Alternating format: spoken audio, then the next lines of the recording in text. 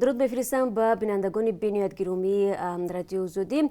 ساعت وقتی پروگرام هست و من چون همیشه در چند دقیقه دیگر برای شما خبرهای تازه رو از تاجیکستان و جهان میگم و باوری دارم که چون همیشه بازم 3 ساعت پس همراه ما خواهید بود در برنامه خبری رادیو زودی که فراگیری موضوعهای روز است.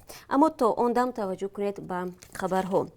وکیلان پارلمان تاجیکستان امروز طرح ایلوه‌ها به کودکس جنایی را قبول کردند که بر اساس آن شخصانی که باعث به پنجشوی بیماری‌های خطرناک می‌گردند به زندان انداخته می‌شوند. طرح وارد کردن تغییرات به کودکس جنایی تاجیکستان از طرف وزارت عدلیه پیشنهاد شده است. مظفر اشوریان وزیر عدلیه در پارلمان گفت چنین مقررات برای نقض قاعده‌های بهداشتی در دوره پاندمی نیز داخل دارد. در جلسه همچنین تغییر ایلوه‌ها به کودکس مأموری وارد گردید که برای نداشتن نقاب طبی نیز من بعد جریمه پیش بینی شده است. چون و چرا این موضوع رو در برنامه خبری برای شما پیشنهاد خواهیم کرد. بنا به ارزیابی بانک جهانی اقتصاد تاجیکستان در سال 2020 رشد نمی‌کند بلکه برعکس کاهش یافته در سطح 2% زیر صفر قرار می‌گیرد. این نکته در گزارش نو بانک جهانی ذکر شده است و گزارش 8 ایون با نام دورنمای رشد اقتصاد جهان نشر گردید. ولی بر اساس پیشبینی وزارت رشد اقتصاد و سودا اقتصاد تاجیکستان امسال رشد 5% خواهد داشت. قبلا وزارت میزان رشد اقتصاد کشور را در سال 2020 7.5% پیش بینی کرده بود.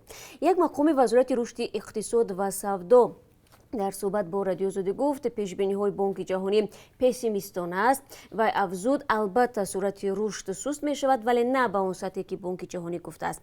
این رکود اقتصادی در تاجیکستان از زمان امضای سازشنامه صلح در سال 1997 بی‌سابقه است. از سال 1997 اقتصاد تاجیکستان رو به رشد بوده است و از سال 2010 این جانب رشد 6 تا 7% دارد. با گفته کارشناسان ضربه اساسی کرونا ویروس به اقتصاد تاجیکستان اساساً از 2 سمت میرسد. انتقال پول مهاجران کم می شود که درآمد اساسی خانواده در تاجیکستان است و امکانیت صادرات محصولات پولیزی محدود می گردد چون بازار اساسی صادرات محصولات کشاورزی تاجیکستان روسیه است و اقتصاد این کشور هم دچار رکود شده طلبات به محصولات وارداتی کم می گردد. سرگئی زوریا کارشناس ارشد بانک جهانی دایر به کشاورزی در یک نشست آنلاین در این رابطه گفت انتقال پول بنابر پیشبینی بانک جهانی 30% کم می شود. به‌خوبشوی اسعار ملی باعث به گران گردیدن مال و محصولات وارداتی می گردد. این دو عامل به کشورهای وارد کننده ضربه سخت می زند، خصوصا به تاجیکستان که 60% خوراکواری را از خارج می آورد. کارشناس میگوید به فرق از صنعت و عرصه خدمت رسانی کشاورزی در عهد کرونا ویروس محرک رشد میماند و در صورت پیشبرد سیاست درست رکود در ساحه‌های دیگر اقتصاد را میتواند جبران نماید. کمیته حالتهای فوق‌العاده تاجیکستان میگوید که بعد از نصف روزی 9 ایون بنابر بارانگری زیاد در جماعت سیچراغ شهر راغون سیل فرآمده است. در پی این آفت طبیعی راههای بین چند دهه از جمله لگورت بالا، شاه اصلان، سنگ سرخ و کلی بید خراب شده است. همچنین قسما سیپول و 4 سیمچوب برق کنده گردیده است. کمیته حالتهای فوق‌العاده میگوید سیل به خانه‌های مردم ضرر نرسانده است و تلفات جانی نیز به قید گرفتن نشده است. برای برطرف کردن عقوبت‌های آفت طبیعی کمیسیون مخصوص به محل حادثه رفته است. کمیته از ساکنان خواسته است که در این شب و روز از سفر به منطقه‌های کوهی و استفاده از راه‌ها خودداری ورزند.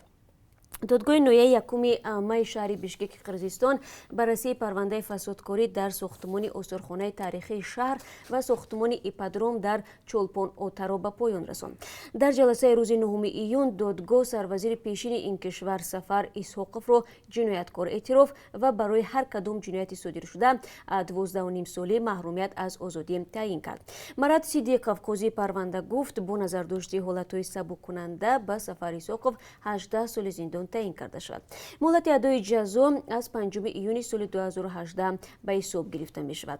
دادگاه همچنین سروزیر پیشین قرقیزستان را بیشتر از 3 میلیون دلار جریمه بست. وکیلان مدافع سفر اسحاقوف گفتند از حکم دادگاه راضی نیستند و به زینه‌های بالایی شکایت میبرند. در جلسه روز 4 ایون دادستان برای سروزیر پیشین با نظر داشت پرونده قبلی فسادکاری هنگام بازسازی مرکز گرمیدهی شهر بیشکک 20 سال زندان را طلب کرده بود. шаҳрдори душанбе қарор кардааст ки барои даъвати тирамоҳӣ ба хизмати ҳарбӣ рӯйхати дақиқи ҷавонони сину соли хизматро тартиб бидиҳад. Ин қарор дар ҳоле содир мешавад ки даъвати баҳории ҷавонон ба нирӯҳои сафи мусаллаҳи кишвар 10 рӯзи пеш ба поён расид ва даъвати тирамоҳӣ аз 1 октябр шурӯъ мегардад. тибқи қарори Рустами Эмомалӣ дар даъвати баҳории соли 2019 шаҳрвандони солҳои таваллудашон 1993 то 2002 ба хизмати ҳарбӣ даъват мекарданд.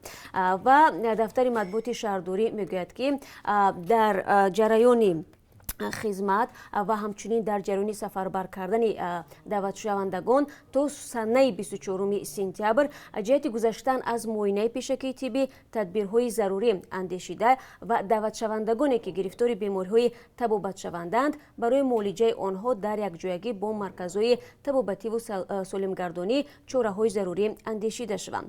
зимнан хабаргузории Азия плюс бо такя ба оҷонсии зидди фасоди Тоҷикистон аз боздошти сардори хадамоти тиббӣ яке аз қисмҳои низомии вазорати дифоъ хабар медиҳад. Гулнора Кенҷаева ба қалобӣ муттаҳам мешавад. оҷонсӣ мегӯяд нафаре ба ин ниҳод муроҷиат намуда гуфтааст барои аз хизмати ҳарбӣ озод кардани яке аз наздиконаш 30 000 сомонӣ талаб намудааст. Ба қавли манбаъ зимни гузарондани чорабиниҳои оперативӣ тафтишотӣ Кенҷаева баъди аз шаҳрванд гирифтани 30 000 сомонӣ боздошт шуда маблағи мазкур аз ӯ ҳамчун далели шаъӣ дарёфт ва мусодира шудааст. ба дастгир шуда то 12 соли зиндон бо маҳрум намудан аз ишғоли вазифаҳои муайян таҳдид мекунад. хуб бинандагони азиз, ин чанд хабари тозае буд ки ман бароятон гуфтам ва бо хабарҳои бештар аз ин шуморо дар барномаи хабарӣ расо 3 соат пас мунтазир ҳастем. то он вақт худо нигаҳдорад.